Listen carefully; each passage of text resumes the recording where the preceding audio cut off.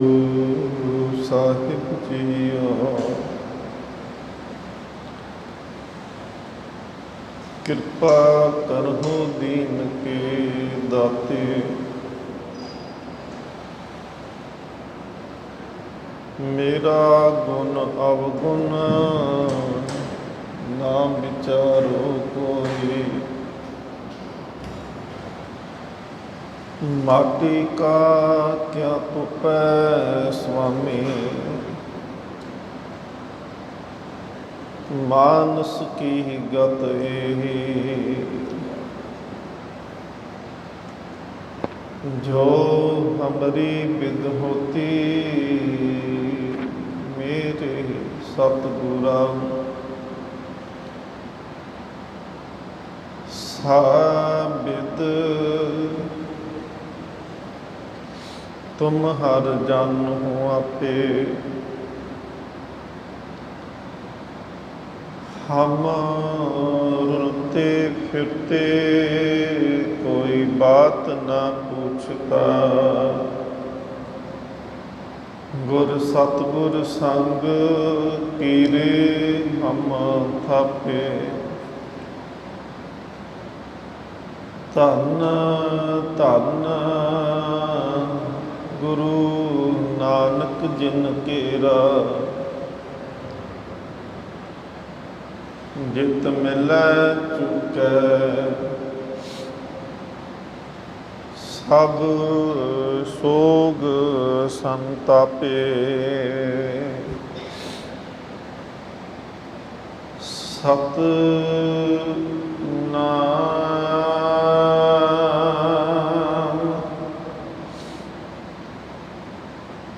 श्री वाहिगुरु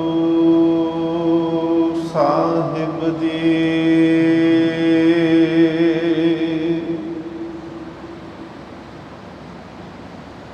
पैरो महला पंजवा,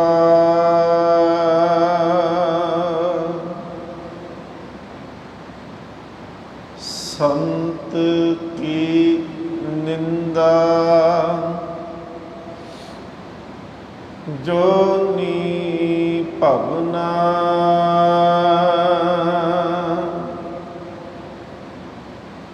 संत की निंदा रोगी करना।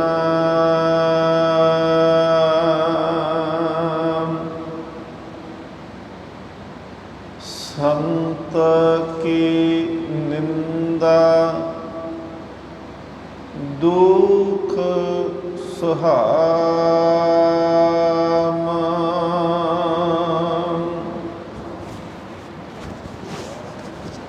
दान दैत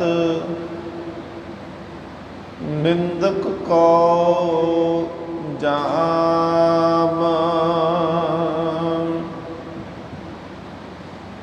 संत की निंदा जोनी भवना।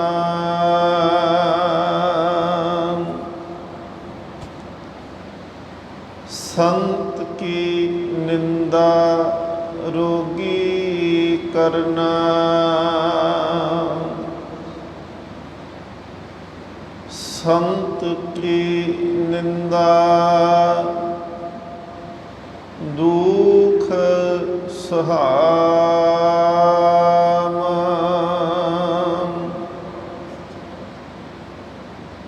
दान दैत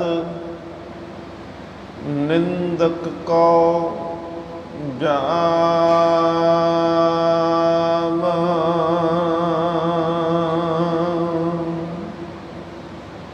वाहिगुरु जी का खालसा, वाहिगुरु जी की फतेह। परम सम्मानयोग जुगो जुग अटल तख्त चबर छत्र दे मालिक सतगुरु गुरु ग्रंथ साहिब महाराज पातशाह जी की पावन पवित्र हजूरी अंदर ਮੇਰੀ ਪੀਰੀ ਦੇ ਮਾਲਕ ਸਤਿਗੁਰੂ ਸ਼੍ਰੀ ਗੁਰੂ ਹਰਗੋਬਿੰਦ ਸਾਹਿਬ ਮਹਾਰਾਜ ਜੀ ਦੇ ਮੁਬਾਰਕ ਪਾਵਨ ਪਵਿੱਤਰ ਅਸਥਾਨ ਗੁਰਦੁਆਰਾ ਸ਼੍ਰੀ ਬੌਲੀ ਸਾਹਿਬ ਜੀ ਵਿਖੇ ਅੰਮ੍ਰਿਤ ਵੇਲੇ ਤੋਂ ਆਪ ਸੰਗਤਾਂ ਸਤਿਗੁਰ ਮਹਾਰਾਜ ਜੀ ਦੇ ਸੱਜੇ ਹੋਏ ਦਰਬਾਰ ਦੇ ਅੰਦਰ ਹਾਜ਼ਰੀ ਭਰ ਕੇ ਜੀਵਨ ਸਫਲਾ ਕਰ ਰਹੇ ਹੋ। ਰੋਜ਼ਾਨਾ ਦੀ ਮਰਿਆਦਾ ਅਨੁਸਾਰ ਸ਼੍ਰੀ ਆਸਾ ਕੀ ਵਾਰ ਦੇ ਕੀਰਤਨ ਤੋਂ ਉਪਰੰਤ ਲੜੀਵਾਰ ਸਤਿਗੁਰ ਮਹਾਰਾਜ ਜੀ ਦੀ ਬਾਣੀ ਦੀ ਵਿਚਾਰ ਸਤਿਗੁਰ ਮਹਾਰਾਜ ਜੀ ਨੇ ਜੋ ਅੱਜ ਪਾਵਨ ਸ਼ਬਦ ਹੁਕਮ ਦੇ ਰੂਪ ਦੇ ਵਿੱਚ ਬਖਸ਼ਿਸ਼ ਕੀਤਾ ਹੈ। ਭੈਰੋ ਰਾਗ ਹੈ ਇਸ ਸ਼ਬਦ ਦਾ। ਇਸ ਪਾਵਨ ਸ਼ਬਦ ਦੇ ਉਚਾਰਨ ਕਰਨ ਵਾਲੇ ਪੰਚਮ ਗੁਰਦੇਵ ਪਾਤਸ਼ਾਹ ਸ਼੍ਰੀ ਗੁਰੂ ਅਰਜਨ ਦੇਵ ਮਹਾਰਾਜ ਜੀ ਹਨ। ਗੁਰੂ ਗ੍ਰੰਥ ਸਾਹਿਬ ਮਹਾਰਾਜ ਪਾਤਸ਼ਾਹ ਜੀ ਦੇ ਅੰਦਰ ਇਹ ਤਰਤੀਬ ਅਨੁਸਾਰ ਜਿਹੜਾ ਲੜੀਵਾਰ 34ਵਾਂ ਸ਼ਬਦ ਹੈ। ਗੁਰੂ ਗ੍ਰੰਥ ਸਾਹਿਬ ਮਹਾਰਾਜ ਜੀ ਦੇ ਪਾਵਨ ਪਵਿੱਤਰ ਅੰਗ 1145 ਦੇ ਉੱਪਰ ਇਹ ਪਾਵਨ ਬਚਨ ਸੁਭਾਏਮਾਨ ਹਨ। ਸਤਿਗੁਰ ਮਹਾਰਾਜ ਜੀ ਬਖਸ਼ਿਸ਼ ਰਹਿਮਤ ਕਰਨ, ਗੁਰਮਤਿ ਵਿਚਾਰਾਂ ਦੀ ਸਾਂਝ ਕਰੀਏ। ਆਪ ਸੰਗਤ ਅਸੀਸ ਬਖਸ਼ੋ। ਮਨ ਬਿਰਤੀਆਂ ਕਰੋ ਇਕਾਗਰ, ਅਦਬ ਪਿਆਰ ਸਤਿਕਾਰ ਸਹਿਤ ਸਤਿਗੁਰ ਮਹਾਰਾਜ ਜੀ ਦੇ ਚਰਨਾਂ ਦੇ ਵਿੱਚ ਆਓ ਹਾਜ਼ਰੀ ਲਵਾਈਏ। ਪਿਆਰ ਸਤਿਕਾਰ ਸਹਿਤ ਉਚਾਰਨ ਕਰੋ ਜੀ ਸਤਿਨਾਮ ਸ਼੍ਰੀ ਵਾਹਿਗੁਰੂ ਜੀ।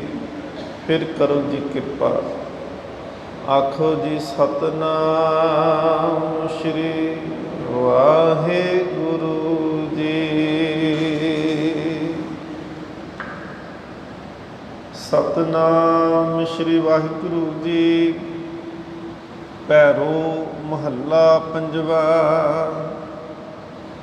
ਸੰਤ ਕੀ ਨਿੰਦਾ ਜੋਨੀ ਭਵਨਾ। ਭੈਰੋ ਰਾਗ ਦੇ ਵਿੱਚ ਸਤਿਗੁਰ ਮਹਾਰਾਜ ਜੀ ਬਖਸ਼ਿਸ਼ ਕਰ ਰਹੇ ਨੇ ਸੰਤ ਕੀ ਨਿੰਦਾ ਜੋਨੀ ਭਵਨਾ। ਇੱਕ ਤਾਂ ਸ਼ਬਦ ਇਸ ਪਹਿਲੀ ਹੀ ਪੰਕਤੀ ਵਿੱਚ ਆਇਆ ਹੈ ਸੰਤ, ਦੂਸਰਾ ਸ਼ਬਦ ਵਰਤਿਆ ਗਿਆ ਨਿੰਦਾ। ਗੁਰੂ ਗ੍ਰੰਥ ਸਾਹਿਬ ਮਹਾਰਾਜ ਵਿੱਚ ਸੰਤ ਸ਼ਬਦ ਬਹੁਤ ਵਾਰੀ ਵਰਤਿਆ ਗਿਆ। ਸੰਤ ਸ਼ਬਦ ਗੁਰੂ ਦੇ ਵਾਸਤੇ ਵਰਤਿਆ ਗਿਆ। ਸੰਤ ਸ਼ਬਦ ਰੱਬ ਦੇ ਪਿਆਰਿਆਂ ਵਾਸਤੇ, ਭਗਤ ਵਾਸਤੇ ਵੀ ਸੰਤ ਸ਼ਬਦ ਵਰਤਿਆ ਜਾਂਦਾ ਹੈ। ਤੇ ਕੁਝ ਜਿਹੜੇ ਸਨ ਧਰਮ ਦੇ ਨਾਮ ਤੇ ਵਿਖਾਵਾ ਕਰਦੇ ਪਏ ਨੇ, ਉਹਨਾਂ ਨੇ ਆਪਣੇ ਨਾਮ ਦੇ ਨਾਲ ਸੰਤ ਸ਼ਬਦ ਦੀ ਵਰਤੋਂ ਕੀਤੀ। ਸਤਿਗੁਰ ਮਹਾਰਾਜ ਪਾਤਸ਼ਾਹ ਨੇ ਉਹਨਾਂ ਦੀ ਗੱਲ ਵੀ ਕੀਤੀ ਹੈ। ਸਿੱਖ ਧਰਮ ਦੇ ਵਿੱਚ ਸੰਤ ਸ਼ਬਦ ਜਿਹੜਾ ਹੈ ਬੜਾ ਹੀ ਸਤਿਕਾਰ ਦੇ ਨਾਲ ਲਿਆ ਜਾਂਦਾ ਹੈ। ਸੰਤ, ਸਤਿਗੁਰ ਮਹਾਰਾਜ ਪਾਤਸ਼ਾਹ ਕਹਿੰਦੇ ਨੇ ਸੰਤ ਕਾ ਮਾਰਗ ਧਰਮ ਕੀ ਪੌੜੀ ਕੋਵਡ ਭਾਗੀ ਪਾਏ। ਹੁਣ ਇਹ ਨਹੀਂ ਕਿ ਸੰਤ ਦੁਨਿਆਵੀ ਤੌਰ 'ਤੇ ਆਪਣੇ ਵੱਖਰੇ ਰਸਤੇ ਬਣਾ ਕੇ ਤੁਰਦਾ ਹੈ। ਮਾਰਗ ਦਾ ਅਰਥ ਹੁੰਦਾ ਹੈ ਰਸਤਾ। ਇਹ ਨਹੀਂ ਕਿ ਸੰਤ ਜਿਹੜੀ ਸਰਕਾਰ ਨੇ ਸੜਕ ਬਣਾਈ ਉਹਦੇ 'ਤੇ ਨਹੀਂ ਤੁਰਦਾ, ਉਹ ਆਪਣਾ ਵੱਖਰੀ ਪਗਡੰਡੀ ਬਣਾ ਕੇ ਤੁਰਦਾ ਹੈ। ਸੰਤ ਕਾ ਮਾਰਗ ਦੇ ਅਰਥ ਨੇ ਕਿ ਰੱਬ ਦਾ ਜਿਹੜਾ ਰਸਤਾ ਹੈ, ਰੱਬ ਦੇ ਘਰ ਨੂੰ ਜਿਹੜਾ ਮਾਰਗ ਜਾਂਦਾ ਹੈ, ਪੰਥਾ ਪ੍ਰੇਮ, ਉਸ ਰਸਤੇ 'ਤੇ ਉਹ ਤੁਰਨ ਵਾਲਾ ਹੁੰਦਾ ਹੈ। ਦੁਨਿਆਵੀ ਲੋੜਾਂ ਖੁਆਇਸ਼ਾਂ ਦੀ ਉਹਦੇ ਅੰਦਰ ਚਾਹਤ ਨਹੀਂ ਹੁੰਦੀ ਕਿ ਮੈਨੂੰ ਆ ਵੀ ਮਿਲੇ, ਆ ਵੀ ਮਿਲੇ। ਜੋ ਹੈ ਉਹਦੇ ਵਿੱਚ ਉਹ ਸੰਤੁਸ਼ਟ ਹੋ ਜਾਂਦਾ ਹੈ। ਸੰਤ ਕਾ ਮਾਰਗ, ਰੱਬ ਦੇ ਰਸਤੇ 'ਤੇ ਤੁਰਨ ਵਾਲਾ ਸੰਤ। ਤੇ ਜਿਹੜੇ ਵਿਖਾਵਾ ਕਰਨ ਵਾਲੇ ਜਾਪਦੇ ਸੀ, ਜਿਹੜੇ ਵਿਖਾਵਾ ਕਰਦੇ ਸੀ, ਜਿਹੜੇ ਕੇਵਲ ਬਾਹਰੀ ਤੌਰ 'ਤੇ ਸੰਤ ਬਣੇ ਨੇ, ਇਕੱਲਾ ਹੁਣ ਨਹੀਂ। ਗੁਰੂ ਨਾਨਕ ਦੇਵ ਮਹਾਰਾਜ ਜਾਂ ਭਗਤ ਕਬੀਰ ਸਾਹਿਬ ਮਹਾਰਾਜ ਪਾਤਸ਼ਾਹ ਜੀ ਵੀ ਕਹਿੰਦੇ ਨੇ ਕਿ ਬੜੇ ਐਸੇ ਸਨ ਜਿਹੜੇ ਬਾਹਰੋਂ ਤਾਂ ਸੰਤ ਲੱਗਦੇ ਸੀ। ਹੁਣ ਸੱਜਣ ਜਿਹੜਾ ਸੀ ਤੁਲੰਬੇ ਦੀ ਧਰਤੀ 'ਤੇ ਗੁਰੂ ਨਾਨਕ ਦੇਵ ਮਹਾਰਾਜ ਜਾਂਦੇ ਆ, ਉਹ ਵੀ ਤਾਂ ਸੰਤ ਸੱਜਣ ਹੀ ਲੱਗਦਾ ਸੀ ਨਾ ਪਹਿਲਾਂ ਦੇਖਣ ਨੂੰ, ਤਾਂ ਹੀ ਉਹ ਤਾਂ ਲੋਕ ਜਾਂਦੇ ਸੀ, ਉਹਦੇ ਕੋਲ ਰਾਤ ਰਹਿੰਦੇ ਸੀ। ਪਰ ਬਾਹਰੋਂ ਕੱਪੜਿਆਂ ਨੂੰ ਵੇਖ ਕੇ ਸੰਤ ਸ਼ਬਦਦੇ ਸੀ ਕਿ ਸ਼ਾਇਦ ਇਹ ਸੰਤ ਆ, ਤਾਂ ਇਹਦੇ ਕੋਲ ਜਾ ਕੇ ਅਸੀਂ ਰਹਿਣਾ, ਇਹ ਕੋਈ ਰੱਬ ਦਾ ਭਗਤ ਹੋਵੇਗਾ। ਪਰ ਉਹ ਬਾਹਰੋਂ ਤਾਂ ਸੰਤ ਸੀ, ਅੰਦਰੋਂ ਮਨ ਦੇ ਵਿੱਚ ਇਹ ਹੁੰਦਾ ਸੀ ਕਿ ਜਿਹੜਾ ਆਇਆ ਉਹਨੂੰ ਮੈਂ ਕਤਲ ਕਰਨਾ ਹੈ, ਜੋ ਕੁਝ ਉਹਦੇ ਕੋਲ ਧਨ ਪਦਾਰਥ ਹੈ ਉਹ ਲੁੱਟ ਲੈਣਾ। ਸਤਿਗੁਰੂ ਮਹਾਰਾਜ ਪਾਵਨ ਬਾਣੀ ਦੇ ਵਿੱਚ ਕਿਰਪਾ ਕਰਦੇ ਨੇ, ਕਹਿੰਦੇ ਨੇ ਗਲੀ ਜਿੰਨਾ ਜਪ ਮਾਲੀਆਂ, ਗਲੀ ਗਲ ਦੇ ਵਿੱਚ ਜਪ ਮਾਲੀਆਂ, ਮਾਲਾ ਇੱਕ ਪਾਈ ਹੋਈ ਹੈ। ਹੁਣ ਦੇਖੋ ਕਈ ਆਪਣੇ ਆਪ ਨੂੰ ਧਰਮੀ ਅਖਵਾਉਣ ਵਾਸਤੇ ਕੀ ਕਰਦੇ, ਹੁਣ ਹੈ ਤਾਂ ਮਾਲਾ ਧਰਮ ਦਾ ਚਿੰਨ੍ਹ ਹੈ ਨਾ, ਲੋਕੀ ਧਰਮ ਦੇ ਵਾਸਤੇ ਨੂੰ ਵਰਤਦੇ ਨੇ, ਲੋਕੀ ਮਾਲਾ ਫੜਦੇ ਨੇ ਤੇ ਬੰਦਗੀ ਕਰਦੇ ਨੇ, ਕੋਈ ਰਾਮ ਰਾਮ ਜਪਦਾ ਹੈ, ਕੋਈ ਅੱਲਾ ਜਪਦਾ ਪਿਆ ਹੈ, ਕੋਈ ਵਾਹਿਗੁਰੂ ਜਪੀ ਜਾ ਰਿਹਾ ਹੈ। ਪਰ ਬਾਣੀ ਦੇ ਵਿੱਚ ਸਤਿਗੁਰੂ ਮਹਾਰਾਜ ਜੀ ਦੇ ਬਚਨ ਨੇ ਭਗਤ ਸਾਹਿਬਾਨ ਦੇ, ਗਲੀ ਜਿੰਨਾ ਜਪ ਮਾਲੀਆਂ, ਇੱਕ ਮਾਲਾ ਗਲ ਦੇ ਵਿੱਚ ਵੀ ਪਾਈ, ਇੱਕ ਹੱਥ ਦੇ ਵਿੱਚ ਵੀ ਫੜੀ ਹੋਈ ਹੈ। ਤੇ ਇਕੱਲੀ ਮਾਲਾ ਹੀ ਨਹੀਂ ਹੱਥ ਦੇ ਵਿੱਚ ਫੜਦਾ, ਲੋਟੇ ਹੱਥ ਨਿਬੱਗ, ਹੱਥਾਂ ਦੇ ਵਿੱਚ ਲੋਟਾ ਵੀ ਫੜਿਆ ਹੈ, ਪਾਣੀ ਫੜਨ ਵਾਲਾ, ਪਾਣੀ ਪਾ ਕੇ ਰੱਖਿਆ ਹੋਇਆ ਨਾਲ। ਪਰ ਕਹਿੰਦੇ ਨੇ ਇਹ ਧਰਮ ਦੇ ਚਿੰਨ੍ਹ ਬਾਹਰੀ ਤੌਰ 'ਤੇ ਸਤਿਗੁਰੂ ਮਹਾਰਾਜ ਕਹਿੰਦੇ ਨੇ ਕੇਵਲ ਬਣੇ, ਅੰਦਰੋਂ ਇਹ ਧਰਮੀ ਨਹੀਂ ਆ, ਅੰਦਰੋਂ ਕਹਿੰਦੇ ਨੇ ਠੱਗ ਰੂਪ ਹੈ। ਕੋਈ ਹਰ ਕੇ ਸੰਤ ਨਾ ਆਖੀ ਬਨਾਰਸ ਕੇ ਠੱਗ। ਗੁਰੂ ਨਾਨਕ ਦੇਵ ਮਹਾਰਾਜ ਪਾਤਸ਼ਾਹ ਜਦੋਂ ਜਿਸ ਵੇਲੇ ਉਦਾਸੀਆਂ ਸਤਿਗੁਰੂ ਮਹਾਰਾਜ ਜੀ ਨੇ ਆਰੰਭ ਕੀਤੀਆਂ, ਸਤਿਗੁਰੂ ਮਹਾਰਾਜ ਜਦੋਂ ਹਰਿਦੁਆਰ ਜਾਂਦੇ ਆ ਨਾ ਜੀ, ਪਹਿਲੇ ਦਿਨ ਤਾਂ ਘਟਨਾ ਵਾਪਰੀ, ਸਤਿਗੁਰੂ ਮਹਾਰਾਜ ਜੀ ਨੇ ਜਿਹੜਾ ਸੀ ਪਾਣੀ ਜਿਹੜਾ ਸੀ ਉਹ ਸੂਰਜ ਵਾਲੇ ਪਾਸੇ ਨੂੰ ਦੇਣ ਦੀ ਥਾਂ 'ਤੇ ਲਹਿੰਦੇ ਵਾਲੇ ਪਾਸੇ ਨੂੰ ਦੇਣਾ ਸ਼ੁਰੂ ਕਰਤਾ। ਇਹ ਵੀ ਇਹਦੇ ਪਿੱਛੇ ਵੀ ਇੱਕ ਲੌਜਿਕ ਸੀ, ਇਹਦੇ ਪਿੱਛੇ ਇੱਕ ਸਿਧਾਂਤ ਸੀ ਕਿ ਜਿਨ੍ਹਾਂ ਦੀ ਚੜ੍ਹਾਈ ਹੋਵੇ ਉੱਧਰ ਨੂੰ ਤਾਂ ਸਾਰੇ ਹੀ ਝੁਕਦੇ ਨੇ, ਸਾਰੇ ਹੀ ਨਮਸਕਾਰ ਕਰਦੇ ਨੇ, ਸਾਰੇ ਹੀ ਪਾਣੀ ਪੁੱਛਦੇ ਨੇ, ਪਾਣੀ ਪਾਉਂਦੇ ਪਏ ਨੇ। ਜਿਹੜਾ ਨੀਵਾਂ ਹੋਵੇ, ਜਿਹੜਾ ਲਹਿੰਦਾ ਹੋਵੇ, ਜਿਹਦੀ ਕੋਈ ਬਾਤ ਨਾ ਪੁੱਛਦਾ ਹੋਵੇ, ਉਹਨੂੰ ਇਕੱਲਾ ਗੁਰੂ ਨਾਨਕ ਹੀ ਪਾਣੀ ਦਿੰਦਾ ਪਿਆ ਹੈ। ਸੂਰਜ ਚੜ੍ਹਦੇ ਆ ਸੂਰਜ ਵੱਲ ਨੂੰ ਤਾਂ ਬਹੁਤ ਪਾਣੀ ਦਿੰਦੇ ਪਏ ਸੀ। ਦੂਸਰੀ ਸਵੇਰ ਹੁੰਦੀ ਹੈ, ਚਰਚਾ ਪਹਿਲੇ ਦਿਨ ਹੀ ਹੋ ਚੁੱਕੀ ਸੀ ਕਿ ਇੱਕ ਐਸਾ ਬੰਦਾ ਆਇਆ ਜੀ ਕਿ ਜਿਹਨੇ ਤਾਂ ਵੱਖਰੇ ਹੀ ਕੰਮ ਕਰ ਦਿੱਤੇ, ਜਿਹਨੇ ਸੂਰਜ ਨੂੰ ਪਾਣੀ ਦੇਣ ਦੀ ਥਾਂ 'ਤੇ ਉਲਟੇ ਪਾਸੇ ਨੂੰ ਪਾਣੀ ਸੁੱਟਣਾ ਸ਼ੁਰੂ ਕਰ ਦਿੱਤਾ। ਚਰਚਾ ਸੀ ਉਸ ਵੇਲੇ ਹਰਿਦੁਆਰ ਦੇ ਅੰਦਰ। ਅਗਲੀ ਸਵੇਰ ਨੂੰ ਸਤਿਗੁਰੂ ਮਹਾਰਾਜ ਭਾਈ ਮਰਦਾਨਾ ਸਾਹਿਬ ਨੂੰ ਕਹਿੰਦੇ, ਮਰਦਾਨਾ ਇਸ਼ਨਾਨ ਪਾਨ ਕੀਤਾ। ਸਤਿਗੁਰੂ ਮਹਾਰਾਜ ਕਹਿੰਦੇ ਨੇ ਆਪਾਂ ਵੀ ਕੁਝ ਖਾਣ ਪੀਣ ਦਾ ਆਹਰ ਕਰਦੇ ਹਾਂ, ਜਾਂ ਉਹ ਉਦਾਸੀ ਸਾਧੂ ਹੈ, ਸੰਤ ਬੈਠਾ ਹੈ ਅੱਗ ਬਾਲ ਕੇ, ਅਤੇ ਉਹਦੇ ਤੋਂ ਇੱਕ ਅੱਗ ਦੀ ਚੰਗਿਆੜੀ ਲੈ ਕੇ ਆ ਤਾਂ ਕਿ ਆਪਾਂ ਵੀ ਅੱਗ ਬਾਲੀਏ, ਕਿਉਂਕਿ ਪਹਿਲੇ ਸਮੇਂ ਦੇ ਵਿੱਚ ਸਾਧਨ ਇੰਨੇ ਨਹੀਂ ਸੀ ਨਾ, ਅੱਗ ਬਲਦੀ ਹੋਣੀ ਜਿੱਥੋਂ। ਪੁਰਾਣੇ ਸਮੇਂ ਦੇ ਵਿੱਚ ਲੋਕ ਕੀ ਕਰਦੇ ਸੀ ਕਿ ਜਿਹੜੇ ਵੱਡੇ ਘਰਾਣੇ ਹੁੰਦੇ ਸੀ, ਜਿਨ੍ਹਾਂ ਕੋਲ ਧਨ ਪਦਾਰਥ ਬਹੁਤ ਸੀ, ਉਹਨਾਂ ਦੇ ਘਰ 'ਚ ਹਰ ਵੇਲੇ ਅੱਗ ਬਲਦੀ ਰਹਿੰਦੀ ਸੀ।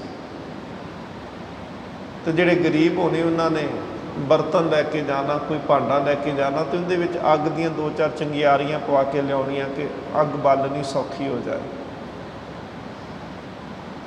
ਮਰਦਾਨੇ ਨੂੰ ਸਤਿਗੁਰੂ ਮਹਾਰਾਜ ਪਾਤਸ਼ਾਹ ਜੀ ਕਹਿੰਦੇ ਨੇ, ਮਰਦਾਨੇ ਉਹ ਸੰਤ ਅੱਗ ਬਾਲ ਕੇ ਬੈਠਾ ਹੈ, ਜਾ ਕੇ ਉਹਦੇ ਤੋਂ ਅੱਗ ਲੈ ਕੇ ਆ।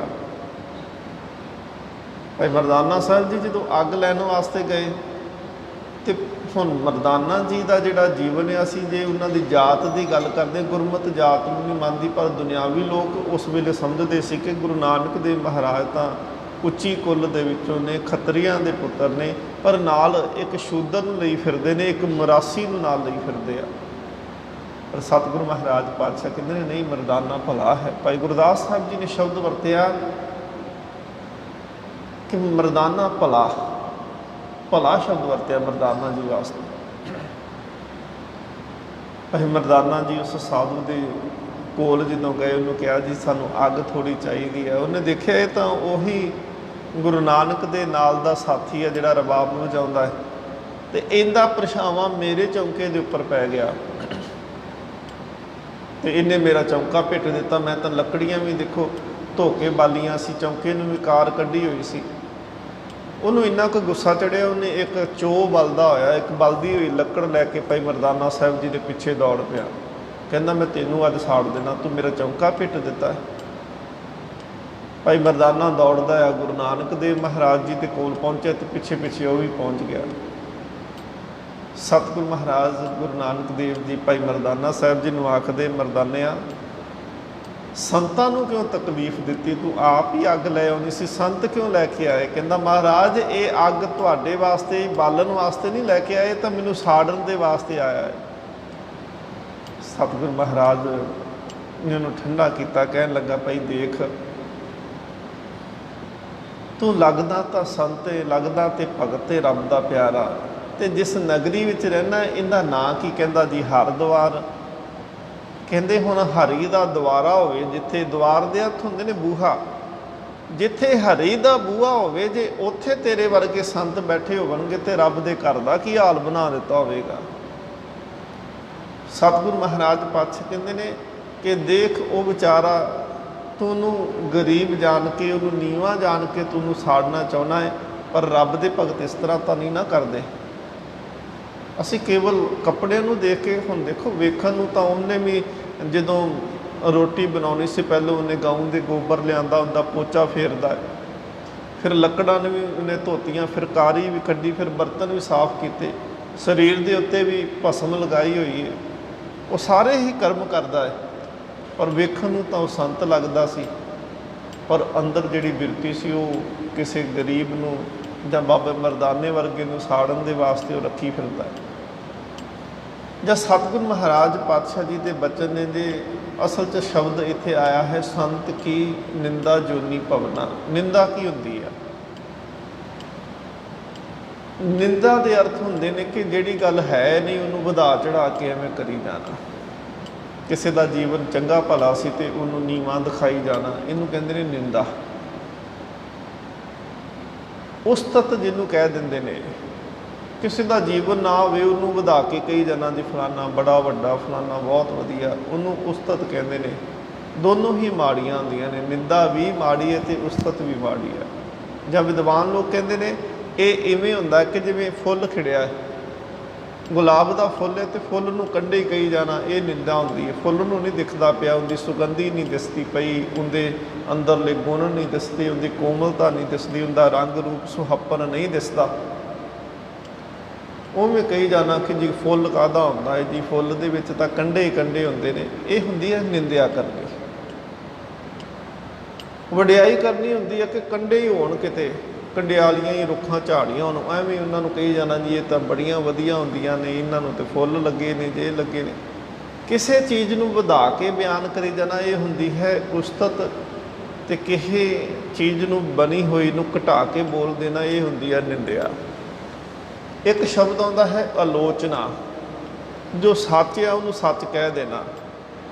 ਜਿਵੇਂ ਗੁਰੂ ਨਾਨਕ ਦੇਵ ਮਹਾਰਾਜ ਪਾਤਸ਼ਾਹ ਅਹਿਮਦਾਬਾਦ ਜਾਂਦੇ ਆ ਅਤੇ ਬਾਬਰ ਸ਼ਹਿਰ ਦੇ ਵਿੱਚ ਆਇਆ, ਉਹਨੇ ਸ਼ਹਿਰ ਸਾੜ ਦਿੱਤਾ, ਅੱਗ ਲਾ ਦਿੱਤੀ। ਮਹਾਰਾਜ ਨੇ ਉੱਥੇ ਸ਼ਬਦ ਵਰਤਿਆ, ਏਤੀ ਮਾਰ ਪਈ ਕੁਰਲਾਨੇ ਤੈਂ ਕੀ ਦਰਦ ਨਾ ਆਇਆ। ਮਹਾਰਾਜ ਕਹਿੰਦੇ ਨੇ ਤੈਨੂੰ ਦੁੱਖ ਨਹੀਂ ਆਇਆ ਜਰਾ, ਜਿੰਨਾ ਇੰਨਾ ਸ਼ਹਿਰ ਸਾੜ ਦਿੱਤਾ। ਗੁਰੂ ਨਾਨਕ ਦੇਵ ਮਹਾਰਾਜ ਕਹਿੰਦੇ ਨੇ ਜਿਹੜਾ ਕਾਜੀ ਆ ਨਾ ਉਹ ਕੂੜ ਬੋਲ ਮਲ ਖਾਏ, ਨਿਆਂ ਕਰਨਾ ਆਉਂਦਾ ਹੈ ਅਤੇ ਝੂਠ ਦੇ ਆਧਾਰ 'ਤੇ ਕਰਦਾ ਜਿੱਧਰੋਂ ਧਨ ਮਿਲਣਾ ਹੋਵੇ। ਇੱਕ ਵਿਦਵਾਨ ਨੇ ਨਾ ਬੜੀ ਸੋਹਣੀ ਘਟਨਾ ਲਿਖੀ, ਕਹਿੰਦਾ ਪਹਿਲੇ ਸਮੇਂ ਰਾਜ ਰਿਹਾ ਨਾ ਜੀ, ਮੁਸਲਮਾਨਾਂ ਦਾ ਰਾਜ ਸੀ, ਅਤੇ ਫੈਸਲੇ ਜਿਹੜੇ ਕਰਨੇ ਹੁੰਦੇ ਸੀ ਉਹ ਕਾਜੀ ਕਰਦੇ ਹੁੰਦੇ ਸੀ। ਇੱਕ ਕਿਸਾਨ ਦਾ ਅਤੇ ਇੱਕ ਜਦੋਂ ਉਹ ਚਲੇ ਜਾਂਦਾ ਹੈ ਅਤੇ ਕਾਜੀ ਨੂੰ ਮਿਲਣ ਵਾਸਤੇ ਫਿਰ ਉਹ ਜ਼ਿਮੀਂਦਾਰ ਵੀ ਪਹੁੰਚ ਜਾਂਦਾ, ਜੱਟ ਵੀ ਪਹੁੰਚਿਆ, ਉਹ ਬਲਦ ਲੈ ਕੇ ਚਲੇ ਗਿਆ। ਬਲਦ ਲਿਜਾ ਕੇ ਉਹਨੇ ਕਾਜੀ ਨੂੰ ਦਿੱਤਾ। ਕਹਿਣ ਲੱਗਾ ਕਾਜੀ ਸਾਹਿਬ, ਉਹਨੇ ਵੀ ਉਹੀ ਗੱਲ ਕਹੀ ਕਿ ਮੈਂ ਕਿਹਾ ਚਲੋ ਤੁਹਾਡੇ ਕੰਮ ਆਏਗਾ, ਤੁਹਾਡੀ ਲੋੜ ਪੂਰੀ ਹੋ ਜਾਏਗੀ। ਉਹ ਬਲਦ ਉਹਨੇ ਰੱਖ ਲਿਆ। ਅਗਲੇ ਦਿਨ ਜਦੋਂ ਮੁਕੱਦਮਾ ਚੱਲਿਆ, ਦਲੀਲਾਂ ਦੀ ਗੱਲ ਚੱਲੀ, ਤੇ ਜਿਹੜਾ ਫੈਸਲਾ ਸੀ ਨਾ ਉਹ ਜੁਲਾਹੇ ਨੂੰ ਲੱਗਿਆ ਕਿ ਫੈਸਲਾ ਤਾਂ ਉਹ ਜੱਟ ਵਾਲੇ ਪਾਸੇ ਜ਼ਿਮੀਂਦਾਰ ਵਾਲੇ ਪਾਸੇ ਚਲੇ ਜਾਣਾ ਹੈ। ਉਹਨੇ ਹੁਣ ਇਸ਼ਾਰੇ ਦੇ ਨਾਲ ਗੱਲ ਸਮਝਾਉਣੀ ਸੀ। ਉਹਨੂੰ ਕਹਿ ਤੇ ਸਕਦਾ ਨਹੀਂ ਸੀ ਕਿ ਮੈਂ ਤੁਹਾਨੂੰ ਰਿਸ਼ਵਤ ਦੇ ਕੇ ਆਇਆ, ਮੈਂ ਪੱਗ ਦੇ ਕੇ ਆਇਆ ਸੀ, ਤੁਹਾਨੂੰ ਮੇਰੇ ਲਈ ਫੈਸਲਾ ਕਰੋ। ਹੁਣ ਕਾਜੀ ਨੂੰ ਪੱਗ ਤੋਂ ਮਹਿੰਗਾ ਬਲਦ ਮਿਲ ਚੁੱਕਾ ਸੀ। ਉਹਨੇ ਜਦੋਂ ਕਿਹਾ, ਇਸ਼ਾਰਾ ਕਰਦਾ, ਕਹਿਣ ਲੱਗਾ ਜੀ ਕਾਜੀ ਸਾਹਿਬ ਮੇਰੀ ਪੱਗ ਦਾ ਖਿਆਲ ਕਰਿਓ। ਆਪਣੀ ਪੱਗ 'ਤੇ ਹੱਥ ਲਾ ਕੇ ਉਹ ਪੱਗ ਦਿੱਤੀ ਹੋਈ ਦਾ ਚੇਤਾ ਕਰਾਉਂਦਾ ਹੈ। ਕਾਜੀ ਕਹਿੰਦਾ ਪੱਗ ਤਾਂ ਬਲਦ ਖਾ ਗਿਆ, ਭਾਵ ਕਿ ਤੇਰੇ ਤੋਂ ਜ਼ਿਆਦਾ ਰਿਸ਼ਵਤ ਤਾਂ ਬਲਦ ਵਾਲੇ ਨੇ ਦੇ ਦਿੱਤੀ ਆ। ਸਤਿਗੁਰੂ ਗੁਰੂ ਨਾਨਕ ਦੇਵ ਮਹਾਰਾਜ ਕਹਿੰਦੇ ਨੇ ਕਿ ਕਾਜੀ ਕੂੜ ਬੋਲ ਮਲ ਖਾਏ। ਝੂਠ ਦੇ ਆਧਾਰ 'ਤੇ ਜਿਹੜੇ ਧਰਮੀ ਲੋਕ ਸਨ, ਕਾਜੀ ਸਨ, ਉਹ ਫੈਸਲੇ ਕਰਨ ਲੱਗ ਪਏ। ਬ੍ਰਾਹਮਣ ਨਾਵੇ ਜੀਆਂ ਘਾਏ। ਤੇ ਜਿਹੜੇ ਸਨਾਤਨ ਦੀ ਅਗਵਾਈ ਕਰਦੇ ਸੀ, ਹਿੰਦੂ ਧਰਮ ਦੀ, ਬ੍ਰਾਹਮਣ ਜਿਨ੍ਹਾਂ ਨੇ ਅਸਲ 'ਤੇ ਧਰਮ ਦੀ ਗੱਲ ਦੱਸਣੀ ਸੀ, ਧਰਮ ਦੇ ਮਾਰਗ 'ਤੇ ਤੋਰਨਾ ਸੀ, ਉਹ ਵੀ ਹੁਣ ਝੂਠ ਹੀ ਬੋਲ ਦਿੰਦੇ ਨੇ। ਉਹ ਵੀ ਕੇਵਲ ਇਹੀ ਸੋਚਦੇ ਨੇ ਕਿ ਸਾਡੇ ਕੋਲ ਧਨ ਪਦਾਰਥ ਆਈ ਜਾਵੇ ਤੇ ਸਾਡਾ ਗੁਜ਼ਾਰਾ ਚੱਲੀ ਜਾਂਦਾ, ਸਾਨੂੰ ਹੋਰ ਕੀ ਚਾਹੀਦਾ ਹੈ। ਜੋਗੀ ਜੁਗਤ ਨਾ ਜਾਣੇ ਅੰਧ, ਤੀਨੇ ਉਜਾੜੇ ਕਾ ਬੰਦ। ਤੇ ਤੀਸਰਾ ਸ਼ਬਦ ਗੁਰੂ ਨਾਨਕ ਦੇਵ ਮਹਾਰਾਜ ਜੀ ਨੇ ਜੋਗੀ ਵਰਤਿਆ ਕਿ ਜੋਗੀ ਜਿਹੜੇ ਨੇ ਉਹ ਪਰਬਤਾਂ 'ਤੇ ਜਾ ਕੇ ਬੈਠ ਕੇ, ਉਹਨਾਂ ਨੂੰ ਵੀ ਲੋਕਾਂ ਦੇ ਦੁੱਖ ਤੇ ਸੁੱਖ ਦੇ ਨਾਲ ਕੋਈ ਸਰੋਕਾਰ ਨਹੀਂ। ਉਹ ਕਹਿੰਦੇ ਨੇ ਨਹੀਂ, ਸਾਡੇ ਕੋਲ ਰਿੱਧੀਆਂ ਸਿੱਧੀਆਂ ਆ ਗਈਆਂ, ਲੋਕ ਸਾਡੀ ਪੂਜਾ ਕਰਦੇ ਨੇ, ਅਸੀਂ ਕਿਸੇ ਦੇ ਦੁੱਖ ਨੂੰ ਕੀ ਕਰਨਾ। ਹੁਣ ਇਹ ਜਿਹੜੇ ਸ਼ਬਦ ਨੇ, ਇਹਨੂੰ ਨਿੰਦਿਆ ਨਹੀਂ ਕਹਿ ਸਕਦੇ ਜੀ ਗੁਰੂ ਨਾਨਕ ਦੇਵ ਮਹਾਰਾਜ ਨਿੰਦਿਆ ਕੀਤੀ। ਇਹ ਆ ਸੱਚ ਕਿਹਾ ਗੁਰੂ ਨਾਨਕ ਦੇਵ ਮਹਾਰਾਜ ਜੀ ਨੇ। ਤੇ ਗੁਰੂ ਨਾਨਕ ਦੇਵ ਮਹਾਰਾਜ ਪਾਤਸ਼ਾਹ ਜੀ ਸੱਚ ਕਹਿਣ ਤੋਂ ਨਹੀਂ ਰੋਕਦੇ ਕਿ ਜੋ ਸੱਚ ਆ ਉਹ ਕਹਿ ਦਵੋ। ਦੂਸਰਾ ਸ਼ਬਦ ਹੈ ਸਤਿਗੁਰੂ ਮਹਾਰਾਜ, ਸੰਤ ਸ਼ਬਦ ਦੀ ਬੜੀ ਮਹਾਨਤਾ ਹੈ ਗੁਰਬਾਣੀ ਦੇ ਵਿੱਚ। ਸੰਤ ਕੀ ਨਿੰਦਾ ਨਾਨਕਾ ਬਹੁਰ ਬਹੁਰ ਅਵਤਾਰ। ਰਾਮ ਸੰਤ ਮਹਿ ਭੇਦ ਕਿਛ ਨਾਹੀ, ਏਕ ਜਨ ਕਈ ਮੇ ਲੱਖ ਕਰੋੜੀ। ਸਤਿਗੁਰੂ ਮਹਾਰਾਜ ਕਹਿੰਦੇ ਨੇ ਲੱਖਾਂ ਕਰੋੜਾਂ 'ਚ ਕੋਈ ਇੱਕ ਸੰਤ ਹੁੰਦਾ ਹੈ, ਲੱਖਾਂ ਕਰੋੜਾਂ ਦੇ ਵਿੱਚੋਂ ਕੋਈ ਇੱਕ ਸੰਤ। ਪਰ ਮਤ ਸੋਚੋ ਕਿ ਲੰਮੇ ਚੋਲੇ ਵਾਲਾ ਹੀ ਸੰਤ ਹੋ ਸਕਦਾ ਹੈ, ਚਿੱਟੀ ਪੱਗ ਵਾਲਾ ਸੰਤ ਹੋ ਸਕਦਾ ਹੈ, ਜਿੰਦੇ ਪਿੱਛੇ 8-10 ਜਾਣੇ ਤੁਰੇ ਫਿਰਦੇ ਹੋਣ ਉਹ ਸੰਤ ਹੋ ਸਕਦਾ ਹੈ। ਸਤਿਗੁਰੂ ਮਹਾਰਾਜ ਕਹਿੰਦੇ ਨੇ ਕੋਈ ਵੀ ਹੋ ਸਕਦਾ ਹੈ। ਘਰ 'ਤੇ ਰੋਟੀਆਂ ਪਕਾਉਣ ਵਾਲੀ ਬੀਬੀ ਵੀ ਸੰਤ ਹੋ ਸਕਦੀ ਆ। ਦੁਕਾਨ 'ਤੇ ਬੈਠਾ ਜੁੱਤੀਆਂ ਗੰਢਣ ਵਾਲਾ ਵੀ ਸੰਤ ਹੋ ਸਕਦਾ ਹੈ। ਖੱਡੀ ਬੁੰਦਾ ਹੋਇਆ ਬਾਬਾ ਕਬੀਰ ਸਾਹਿਬ ਵਰਗਾ ਵੀ ਸੰਤ ਹੋ ਸਕਦਾ ਹੈ। ਸਤਿਗੁਰੂ ਮਹਾਰਾਜ ਪਾਤਸ਼ਾਹ ਕਹਿੰਦੇ ਨੇ ਸੰਤ ਦੀ ਰਹਿਤ ਦੀ ਸਤਿਗੁਰੂ ਮਹਾਰਾਜ ਨੇ ਬਾਣੀ ਦੇ ਵਿੱਚ ਗੱਲ ਵੀ ਕੀਤੀ ਹੈ। ਮਹਾਰਾਜ ਕਹਿੰਦੇ ਨੇ ਸੰਤ ਦੀ ਰਹਿਤ ਹੁੰਦੀ ਹੈ, ਸੰਤ ਦਾ ਜੀਵਨ ਹੁੰਦਾ ਹੈ ਕਿ ਸੰਤ ਨੂੰ 8 ਪਹਿਰ ਰੱਬ ਚੇਤੇ ਆਉਂਦਾ ਹੈ। ਔਰ ਸਤਿਗੁਰੂ ਮਹਾਰਾਜ ਕਹਿੰਦੇ ਨੇ ਸੰਤ ਤੁਜੀ ਤਨ ਸੰਗਤ ਪ੍ਰਾਨ। ਕਹਿੰਦੇ ਨੇ ਕਿ ਜੇਕਰ ਮੇਰਾ ਸਰੀਰ ਵੇਖਣਾ ਹੋਵੇ ਨਾ, ਗੁਰੂ ਸਾਹਿਬ ਕਹਿੰਦੇ ਨੇ ਮੇਰਾ ਸਰੀਰ ਸੰਤ ਆ। ਤੁਜੀ ਤਨ ਪ੍ਰਾਨ ਸੰਗਤ ਤੁਜੀ, ਸੰਤ ਤੁਜੀ ਤਨ ਸੰਗਤ ਪ੍ਰਾਨ। ਤੇ ਕਹਿੰਦੇ ਇਹ ਸਰੀਰ ਦੇ ਵਿੱਚ ਜੇ ਸਾਹ ਚੱਲਦੇ ਵੇਖਣੇ ਹੋਣ ਤੇ ਸਾਹ ਕਿਹੜੇ ਨੇ? ਕਹਿੰਦੇ ਨੇ ਸੰਗਤ ਸਾਹ ਹੈ ਅਸਲ ਦੇ ਵਿੱਚ। ਹੁਣ ਸਤਿਗੁਰੂ ਮਹਾਰਾਜ ਪਾਤਸ਼ਾਹ ਜੀ ਨੇ ਕਿਹਾ ਕਿ ਸੰਤ ਜਿਹੜਾ ਹੁੰਦਾ ਹੈ, ਸੰਤ ਦੇ ਅਰਥ ਹੁੰਦੇ ਨੇ ਕਿ ਜਿਨ ਸਾਸ ਗਿਰਾਸ ਨਾ ਵਿਸਰੇ ਹਰ ਨਾਮਾ ਮਨ ਮੰਤ। ਸਾਸ ਸਾਹ ਲੈਣਾ, ਗਿਰਾਸ ਬੁਰਕੀ ਖਾਣੀ। ਅਸੀਂ ਸਾਹ ਲੈਂਦੇ ਹਾਂ ਤੇ ਸਾਨੂੰ ਕਈ ਵਾਰੀ ਰੱਬ ਭੁੱਲ ਜਾਂਦਾ, ਕਈ ਵਾਰੀ ਪਰਿਵਾਰ ਚੇਤੇ ਆਉਂਦਾ ਰਹਿੰਦਾ ਹੈ, ਸਾਡੇ ਸਾਹ ਪਰਿਵਾਰ ਦੇ ਲੇਖੇ ਲੱਗਦੇ ਜਾਂਦੇ। ਪਰ ਸਤਿਗੁਰੂ ਮਹਾਰਾਜ ਕਹਿੰਦੇ ਨੇ ਸੰਤ ਦੀ ਨਿਸ਼ਾਨੀ ਆ ਕਿ ਉਹਦੇ ਸਾਹ ਵਿਅਰਥ ਨਹੀਂ ਜਾਂਦੇ। ਹਰ ਸਾਹ ਦੇ ਉੱਤੇ ਉਹ ਰੱਬ ਨੂੰ ਚੇਤੇ ਕਰਦਾ। ਉਹਨੂੰ ਪਤਾ ਹੁੰਦਾ ਹੈ ਕਿ ਇਹ ਇੱਕ ਇੱਕ ਸਾਹ ਬੜਾ ਕੀਮਤੀ ਹੈ ਅਤੇ ਇਹਦੇ ਨਾਲ ਕੀਮਤੀ ਵਸਤੂ ਮੈਂ ਖਰੀਦਾਂ। ਸਤਿਗੁਰੂ ਮਹਾਰਾਜ ਪਾਤਸ਼ਾਹ ਜੀ ਕਹਿੰਦੇ ਪਏ ਨੇ ਕਿ ਜਿਨ ਸਾਸ ਗਿਰਾਸ ਨਾ ਵਿਸਰੇ। ਅਤੇ ਕਈ ਵਾਰੀ ਬੰਦਾ ਭੋਜਨ ਖਾਂਦਾ ਹੈ, ਕਈ ਤਰ੍ਹਾਂ ਦੇ ਪਦਾਰਥ ਖਾਣ ਨੂੰ ਮਿਲਦੇ ਆ ਅਤੇ ਪਦਾਰਥ ਸਵਾਦੀ ਲੱਗਦੇ ਆ ਅਤੇ ਪਦਾਰਥਾਂ ਦੀ ਹੀ ਤਾਰੀਫ ਕਰੀ ਜਾਂਦਾ। ਮਹਾਰਾਜ ਪਾਤਸ਼ਾਹ ਕਹਿੰਦੇ ਨੇ ਕਿ ਨਹੀਂ, ਸੰਤ ਦਾ ਹੁੰਦਾ ਹੈ ਕਿ ਉਹ ਕੇਵਲ ਖਾਂਦਾ ਹੈ ਅਤੇ ਸਰੀਰ ਨੂੰ ਜਿੰਦਾ ਰੱਖਣ ਵਾਸਤੇ, ਸਰੀਰ ਦੀਆਂ ਲੋੜਾਂ ਵਾਸਤੇ, ਕਿ ਲੋੜਾਂ ਸਰੀਰ ਦੀਆਂ ਨੇ ਖਾ ਲੈਣਾ ਚਾਹੀਦਾ ਭੋਜਨ। ਸਤਿਗੁਰੂ ਮਹਾਰਾਜ ਪਾਤਸ਼ਾਹ ਕਹਿੰਦੇ ਨੇ ਜਿਨ ਸਾਸ ਗਿਰਾਸ ਨਾ ਵਿਸਰੇ ਹਰ ਨਾਮਾ ਮਨ ਮੰਤ ਧਨ ਸੇ ਸਈ ਨਾਨਕਾ ਪੂਰਸ ਹੋਏ ਸੰਤ। ਮਹਾਰਾਜ ਕਹਿੰਦੇ ਨੇ ਉਹ ਸੰਤ ਹੁੰਦੇ ਨੇ ਜਿਨ੍ਹਾਂ ਨੂੰ ਰੱਬ ਕਦੀ ਵੀ ਨਹੀਂ ਭੁੱਲਦਾ, ਕਦੀ ਵੀ ਉਹਨਾਂ ਨੂੰ ਵਿਸਰਦਾ ਨਹੀਂ। ਹੁਣ ਸਤਿਗੁਰੂ ਮਹਾਰਾਜ ਕਹਿੰਦੇ ਨੇ ਸੰਤ ਕੀ ਨਿੰਦਾ ਜੋਨੀ ਪਵਨਾ, ਨਿੰਦਾ ਕਰਨੀ। ਨਿੰਦਕ ਦੇ ਅਰਥ ਮਹਾਰਾਜ ਪਾਤਸ਼ਾਹ ਨੇ ਬਾਣੀ ਦੇ ਵਿੱਚ ਇੱਕ ਤਾਂ ਦੇਖੋ ਜੀ, ਛੋਟਾ ਬੱਚਾ ਅਜੇ ਆਪਣੀ ਮਲ ਮੂਤਰ ਨੂੰ ਆਪ ਸਾਫ਼ ਨਹੀਂ ਕਰਦਾ ਹੋਵੇ, ਬਹੁਤ ਛੋਟਾ ਬੱਚਾ ਹੋਵੇ, ਜਦੋਂ 2, 2.5, 3 ਸਾਲ ਦਾ ਹੁੰਦਾ ਹੈ, ਬੱਚੇ ਨੂੰ ਮਾਂ ਨਵਾ ਕੇ ਭੇਜਦੀ ਆ, ਤੇ ਨਹਾਉਣ ਤੋਂ ਬਾਅਦ ਬੱਚਾ ਖੇਡਦਾ ਪਿਆ, ਤੇ ਖੇਡਦਿਆਂ ਖੇਡਦਿਆਂ ਉਹਨੇ ਆਪਣੇ ਕੱਪੜੇ ਜਿਹੜੇ ਸੀ ਉਹ ਮਲ ਮੂਤਰ ਦੇ ਨਾਲ ਗੰਦੇ ਕਰ ਲਏ। ਉਹ ਮਲ ਮੂਤਰ ਨੂੰ ਕੌਣ ਸਾਫ਼ ਕਰਦੀ ਹੈ? ਮਾਂ ਸਾਫ਼ ਕਰਦੀ ਹੈ ਨਾ। ਮਾਂ ਪਰਵਾਹ ਨਹੀਂ ਕਰਦੀ ਇਸ ਗੱਲ ਦੀ। ਗੁਰੂ ਸਾਹਿਬ ਜੀ ਨੇ ਸ਼ਬਦ ਵਰਤਿਆ, ਸਤਿਗੁਰੂ ਮਹਾਰਾਜ ਪਾਤਸ਼ਾਹ ਜੀ ਕਹਿੰਦੇ ਨੇ ਕਿ ਨਿੰਦਾ ਕਰਨ ਵਾਲਾ ਜਿਹੜਾ ਹੈ ਨਾ, ਨਿੰਦਕ ਜਿਹੜਾ ਕਰਦਾ ਪਿਆ ਹੈ, ਨਿੰਦਾ ਕਰਦਾ ਪਿਆ ਹੈ, ਨਿੰਦਕ ਬਾਪ ਮਹਿਤਾਰੀ। ਨਿੰਦਕ ਹਮਰਾ, ਨਿੰਦਕ ਜਿਹੜਾ ਕਰਨ ਵਾਲਾ ਹੈ, ਕਹਿੰਦੇ ਨੇ ਉਹ ਇਵੇਂ ਆ ਕਿ ਜਿਵੇਂ ਸਾਡੀ ਮਾਂ ਹੋਵੇ, ਔਰ ਮਾਂ ਜਿਵੇਂ ਮੈਲ ਧੋਂਦੀ ਪਈ, ਕਹਿੰਦੇ ਨਿੰਦਕ ਦਾ ਕੰਮ ਵੀ ਇਵੇਂ ਦਾ ਹੀ ਆ ਕਿ ਨਿੰਦਾ ਕਰਨ ਵਾਲਾ ਜਿਹੜਾ ਹੈ ਉਹ ਨਿੰਦਿਆ ਕਰਕੇ ਦੂਸਰੇ ਦੀ ਮੈਲ ਆਪ ਖਾਈ ਜਾਂਦਾ ਪਿਆ ਹੈ। ਸਤਿਗੁਰੂ ਮਹਾਰਾਜ ਪਾਤਸ਼ਾਹ ਕਹਿੰਦੇ ਨਿੰਦਾ ਭਲੀ ਕਿਸੇ ਕੀ ਨਾਹੀ, ਮਨਮੁਖ ਮੁਗਧ ਕਰਨ। ਹੁਣ ਸਤਿਗੁਰੂ ਮਹਾਰਾਜ ਪਾਤਸ਼ਾਹ ਜੀ ਕਹਿੰਦੇ ਨੇ ਕਿ ਨਿੰਦਾ ਕਰਨ ਵਾਲਾ ਜਿਹੜਾ ਉਹ ਇਵੇਂ ਆ ਕਿ ਜਿਵੇਂ ਦੂਸਰੇ ਦੇ ਕੱਪੜੇ ਧੋਂਦਾ ਪਿਆ ਹੈ ਤੇ ਉਹਦੀ ਮੈਲ ਆਪ ਖਾਈ ਜਾਂਦਾ ਪਿਆ। ਸਤਿਗੁਰੂ ਮਹਾਰਾਜ ਜੀ ਕਹਿੰਦੇ ਨੇ ਸੰਤ ਕੀ ਨਿੰਦਾ ਜੋਨੀ ਭਵਨਾ, ਇੱਥੇ ਸ਼ਬਦ ਵਰਤਿਆ ਸੰਤ ਕੀ ਨਿੰਦਾ, ਕਿ ਜਿਹੜੇ ਰੱਬ ਦੇ ਪਿਆਰੇ ਹੁੰਦੇ ਨੇ, ਜਿਹੜੇ ਉਹਨਾਂ ਦੀ ਨਿੰਦਾ ਕਰਦਾ ਹੈ ਨਾ, ਜੋਨੀ ਭਵਨਾ, ਜੋਨਾਂ ਦੇ ਅਰਥ ਹੁੰਦੇ ਨੇ ਕਿ ਬਹੁਤ ਜੂਨਾਂ ਮਿਲਦੀਆਂ ਨੇ। ਮਨੁੱਖਾ ਸਰੀਰ ਜਿਹੜਾ ਹੈ ਨਾ ਜੀ, ਇਹ ਜੂਨੀ ਨਹੀਂ ਹੈਗਾ। ਮਨੁੱਖਾ ਸਰੀਰ ਜਿਹੜਾ ਹੈ ਇਹ ਜਨਮ ਹੈ। ਤੇ ਸਤਿਗੁਰੂ ਮਹਾਰਾਜ ਪਾਤਸ਼ਾਹ ਜੀ ਕਹਿੰਦੇ ਨੇ ਕਿ ਸੰਤ ਕੀ ਨਿੰਦਾ ਜੋਨੀ ਭਵਨਾ, ਰੱਬ ਦੇ ਪਿਆਰਿਆਂ ਸੰਤਾਂ ਮਹਾਂਪੁਰਖਾਂ ਭਗਤਾਂ ਦੀ ਨਿੰਦਾ ਕਰਨ ਵਾਲਾ, ਉਹਨੂੰ ਜਨਮ ਨਹੀਂ ਮਿਲਦਾ, ਫਿਰ ਉਹਨੂੰ ਜੂਨਾਂ ਮਿਲ ਜਾਂਦੀਆਂ ਨੇ।